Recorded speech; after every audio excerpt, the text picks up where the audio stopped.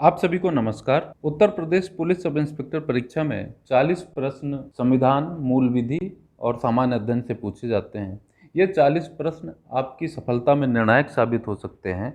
इन 40 प्रश्नों में अधिकतम अंक प्राप्त करके आप अपनी सफलता सुनिश्चित कर सकते हैं। आपकी सफलता में यथासंभव योगदान के लिए द सेल्फ एजुकेशन ग्रुप के द्वारा 25 टॉप प्रश्नों की सीरीज आरंभ की जा रही है। यह सीरीज यूट्यूब और टेलीग्राम पर उपलब्ध होगी। हमारे टेलीग्राम पर आप फ्री चैनल और पेड ग्रुप में भी जुड़ सकते हैं। नंबर इस स्क्रीन पर विजिबल हैं। आइए आज शुरू करते हैं। तो सामान्य अध्ययन, मूल विधि और संविधान की टॉप 25 सीरीज के प्रथम प्रश्न की तरफ चलते हैं। पहला प्रश्न है, मध्य एशिया में बोगस कोई नामक स्थान से प्राप्त अभिलेख में किन 4 वैदिक देवताओं के नाम मिलते हैं? मध्य एशिया एशिया माइनर टर्की के पास स्थित एक जगह है जहां से सर्वाधिक प्राचीन अभिलेख प्राप्त हुआ है और यहाँ पर 4 वैदिक देवताओं के नाम मिलते हैं इस अभिलेख में। ऑप्शन ए है इंद्र, मित्र, विष्णु, शिव। बी इंद्र, मित्र, वरुण, नासत्य। सी इंद्र, ब्रह्मा, विष्णु, सूर्य। डी इंद्र, ब्रह्मा, विष्णु, शिव। सही उत्तर है बी इंद्र, मित्र, वरुण, नासत्य। ऋग्वेद के ब्राह्मण का नाम बताइए। ए ऐतरेय ब्राह्मण, बी शतपथ ब्राह्मण, सी पंचविश ब्राह्मण, डी गोपथ ब्राह्मण। ऋग्वेद का प्रमुख ऐतरेय ब्राह्मण है ऐतरेय ब्राह्मण। शतपथ ब्राह्मण है ये यजुर्वेद से संबंधित है। पंचविश ब्राह्मण है ये सामवेद से संबंधित है। और गोपथ ब्राह्मण अथर्ववेद से संबंधित है। हमारा उत्तर होगा ऑप्शन ए। भारत का राष्ट्रीय आदर्श वाक्य सत्यमेव जयते किस उपनिषद से लिया गया है? यह हमारा तीसरा प्रश्न है। ऑप्शन ए है Mundaka Upanishad. Option B Mandukya Upanishad. Option C Chandogya Upanishad. Option D Kathopanishad. Bharat का राष्ट्रीय आदर्श वाक्य सत्यमेव जयते मुंडक उपनिषद से लिया गया है। हमारा आंसर है ए मुंडक उपनिषद अथर्ववेद से संबंधित उपनिषद है और यह हमारा राष्ट्रीय वाक्य मुंडक उपनिषद से लिया गया है। आईपीसी की धारा 160 का संबंध किससे है? दोस्तों, जैसा कि आपको पता है कि इस प्रश्न पत्र में आईपीसी और सीआरपीसी से संबंधित कुछ प्रश्न पूछे जाते हैं। अतः हमें ये जो मालूम होना जरूरी है कि आईपीसी और सीआरपीसी की प्रमुख धाराएं कौन कौन सी हैं। तो आईपीसी की धारा 160 का संबंध किससे है? ऑप्शन ए लोक सेवक द्वारा किसी व्यक्ति को क्षति पहुंचाने के लिए विधि की अवज्ञा करना। ऑप्शन बी उपद्रव करने के लिए दंड। ऑप्शन सी विधि पूर्ण कार्य करने में दुर्घटना। ऑप्शन डी विकृत चित्त व्यक्ति का कार्य। यहाँ पर इसका आंसर है उपद्रव करने के लिए दंड। ऑप्शन बी इसका सही उत्तर है। आईपीसी की किस धारा का संबंध भारत सरकार के विरुद्ध युद्ध करने के आशय से आयुध आदि संग्रहित करने से संबंधित है? काफी महत्वपूर्ण प्रश्न है।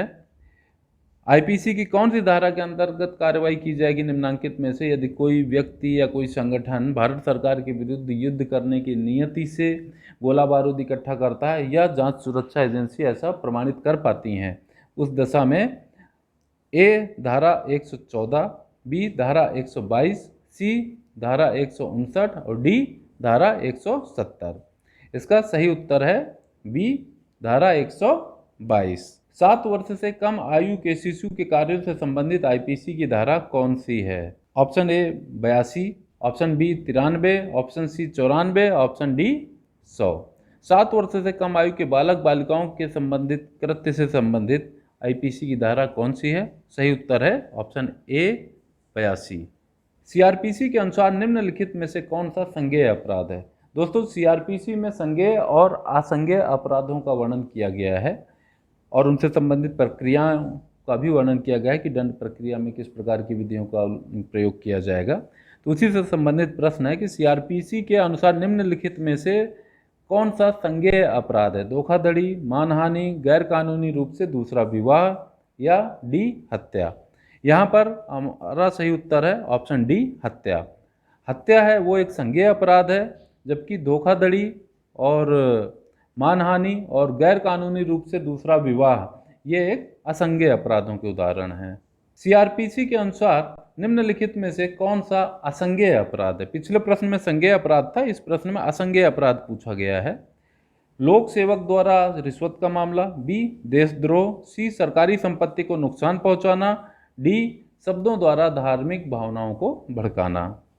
दोस्तों इस प्रश्न का सही उत्तर है ऑप्शन डी, शब्दों द्वारा धार्मिक भावना भड़काना। ये असंज्ञेय अपराध का उदाहरण है, जबकि लोक सेवक द्वारा रिश्वत का मामला, देशद्रोह, सरकारी संपत्ति को नुकसान पहुंचाना, ये तीनों संज्ञेय अपराध के उदाहरण हैं। इस प्रश्न का उत्तर होगा डी। सीआरपीसी के अनुसार यदि किसी व्यक्ति की गिरफ्तारी निराधार साबित होती है तो उस दशा में उसको प्रतिकर या कंपेंसेशन का प्रावधान किस धारा में है?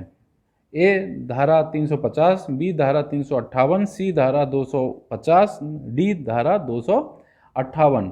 इसका सही उत्तर है ऑप्शन बी, धारा 358।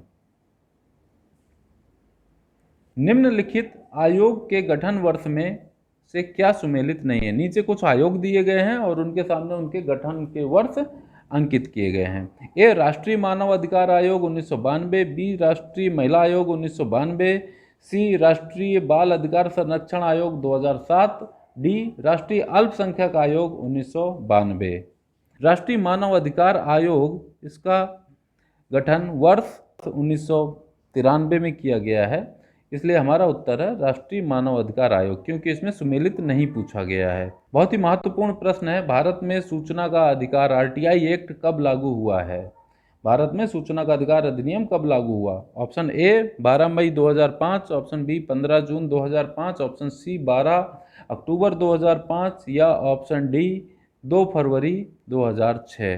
दोस्तों इसका सही उत्तर है ऑप्शन सी 12 अक्टूबर 2005, क्योंकि जो 12 मई 2005 है इस तारीख को संसद के दोनों सत्रों द्वारा ये विधेयक पास हुआ था और उसके बाद 15 जून 2005 को राष्ट्रपति महोदय के हस्ताक्षर हुए थे और 12 अक्टूबर 2005 को यह क्रांतिकारी अधिनियम लागू हुआ था।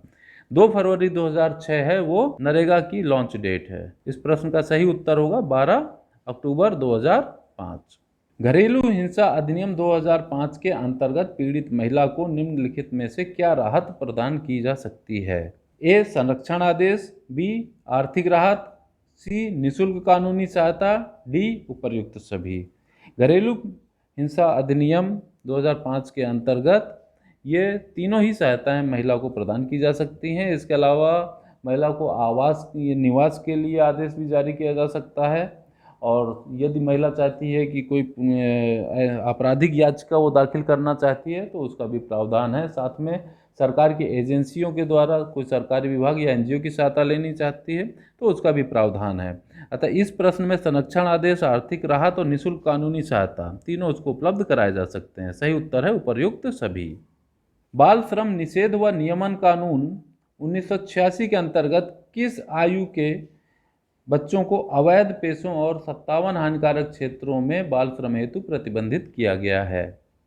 ऑप्शन ए है 14 वर्ष, बी 16 वर्ष, सी 18 वर्ष या डी 21 वर्ष। दोस्तों यहाँ पर इसका सही उत्तर है ए 14 वर्ष। 14 वर्ष के आयु से कम बच्चों को 57 हानिकारक क्षेत्रों और अवैध पेशों में इस अधिनियम के अंतर्गत प्रतिबंधित किया हुआ है। सही उत्तर है ए 14 वर्ष। 14वां प्रश्न है, किशोर न्याय बालकों की देखरेख और संरक्षण अधिनियम किस वर्ष लागू हुआ? जुवेनाइल जस्टिस एक्ट भी कहते हैं इसको, जेजे एक्ट। जेजे एक्ट या किशोर न्याय अधिनियम किस वर्ष लागू हुआ है? ऑप्शन ए 2000 वर्ष, 2005 वर्ष, 2012 वर्ष, 2017। दोस्तों इसका सही उत्तर है वर्ष 2000। ऑप्शन ए इसका सही उत्तर है। यद्यपि इसके बाद इसमें कई संशोधन हुए हैं, लेकिन चूंकि इसमें पूछा लागू कब हुआ तो सही उत्तर है 2000। अगला प्रश्न देखते हैं, प्रश्न संख्या 15। नए ट्रैफिक सड़क सुरक्षा नियमों 2020 के अनुसार निम्नलिखित निर्धारित दंड में से क्या सुमेलित नहीं है?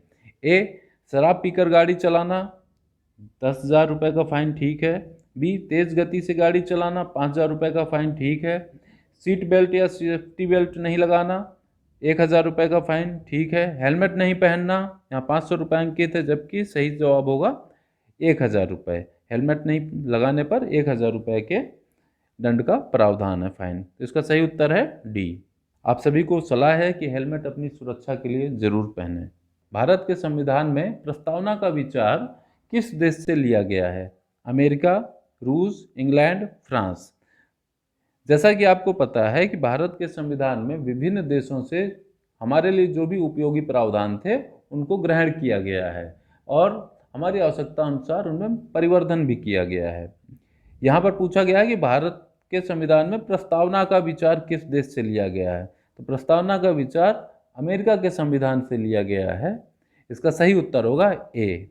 आपकी जानकारी के लिए प्रस्तावना की भाषा है वो ऑस्ट्रेलिया के संविधान से ली गई है, अतः यहाँ पर सही उत्तर होगा इसका ए, अमेरिका।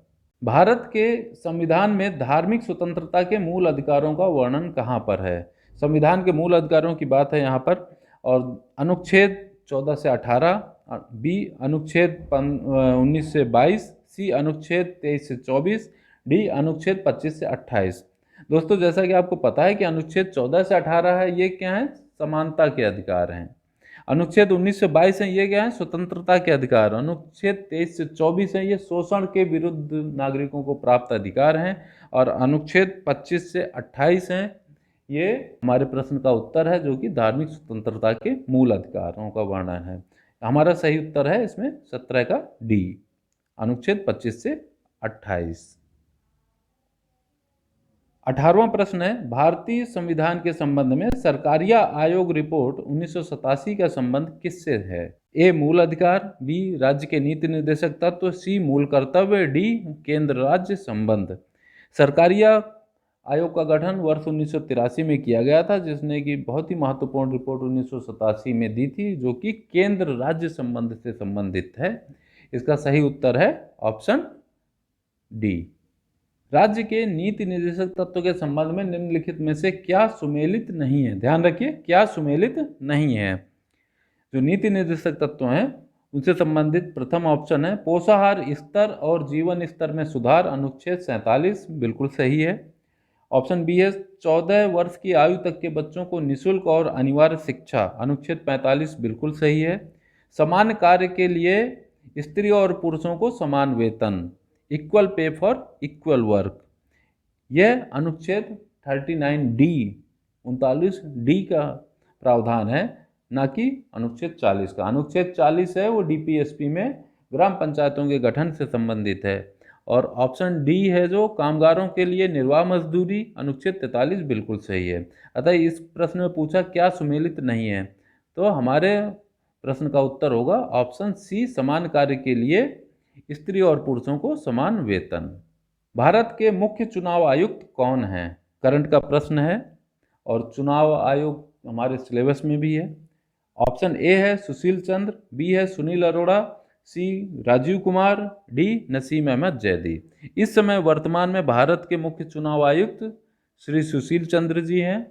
इन्होंने अप्रैल 2021 में ही मुख्य चुनाव आयुक्त का कार्यभार ग्रहण किया है। 21वां प्रश्न है, विटामिन के निम्नलिखित स्रोतों में से क्या सुमेलित नहीं है? ए विटामिन ए हरे एवं पीले पत्तीदार सब्जियों तथा फल में पाया जाता है, बिल्कुल सही है। ऑप्शन बी विटामिन बी अनाज और मांसाहारी खाद्य पदार्थों में पाया जाता है, सही है। सी विटामिन सी हरे और पीले खट्टे फलों में पाया जाता है, यह भी बिल्कुल सही है। विटामिन डी धूप में पाया जाता है, ना कि दाल में। हमारा उत्तर होगा डी, क्योंकि पूछा है सुमेलित नहीं है। तो उत्तर क्या है? D, vitamin D. 22वां प्रश्न है, पीतल, आप सभी लोग परिचित हैं, पीतल नया नहीं है किसी के लिए। पीतल, ब्रास मिश्र धातु के संघटक क्या हैं? पीतल की जो मिश्र धातु है उसमें क्या क्या होता है? तांबा और टिन, तांबा और जस्ता, एल्यूमिनियम और जस्ता, तांबा और लोहा। दोस्तों, इसका सही उत्तर है तांबा और जस्ता। पीतल में क्या होता है? तांबा और जस्ता। तांबा और टिन किस में होता है? कांसे में, कांसा। तो इसका सही उत्तर है तांबा और जस्ता, ऑप्शन बी। कोरोना वायरस के संबंध में क्या असत्य है? हमें इसमें से असत्य ढूंढना है। यह आरएनए वायरस है, ये तो सही बात है। बी यह डीएनए वायरस है, नहीं, यह डीएनए वायरस नहीं है, यह आरएनए वायरस है। यह मानव के श्वसन तंत्र को प्रभावित करता है, ये भी सही है। और डी कोविड प्रभावित रोगियों को विभिन्न दवाइयों के साथ, जो अलग अलग दवाइयाँ दी जा रही हैं, पैरासीटामोल और जो दूसरी है जिथ्रोमाइसिन, रेमडेसिविर, इनके साथ साथ जिंक की गोलियों की भी सलाह दी जा रही है, क्योंकि अब की बार पेट की समस्याएं भी रिपोर्ट की गई हैं, इसलिए जिंक देना जरूरी है। खैर, हमारे प्रश्न का जो सही उत्तर है कि कौन सा असत्य है, तो ऑप्शन बी ये असत्य है, क्योंकि यहाँ पे लिखा है डीएनए, जबकि होना क्या चाहिए आरएनए, जो कि ऑप्शन ए में लिखा है। तो सही उत्तर है बी, ये डीएनए नहीं, ये आरएनए वायरस है।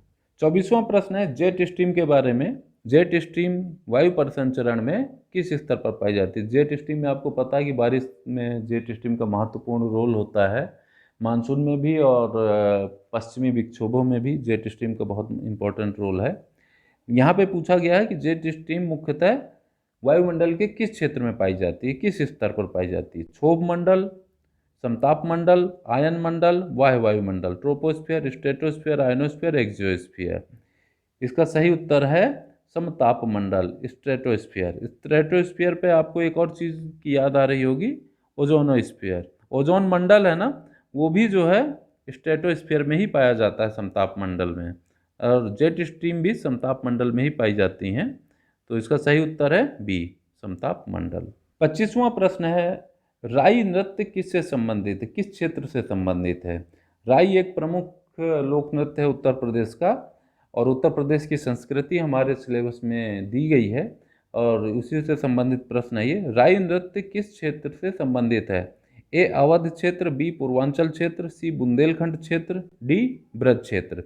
इसका सही उत्तर है सी, बुंदेलखंड क्षेत्र। राई है बुंदेलखंड क्षेत्र का प्रमुख लोक नृत्य है। दोस्तों, ये थे आज के टॉप 25 क्वेश्चन, जो कि संविधान, मूल विधि और सामान्य अध्ययन से संबंधित थे। उम्मीद है हमें कि हमारी मेहनत आपके कुछ काम आएगी, और कृपया अपनी पढ़ाई की गति को लगातार बनाए रखें। हमसे संपर्क करने के लिए कृपया इन माध्यमों से हमसे आप संपर्क कर सकते हैं, और जल्दी ही मिलेंगे हम अगले टॉप 25 क्वेश्चंस के साथ। तब तक के लिए नमस्कार।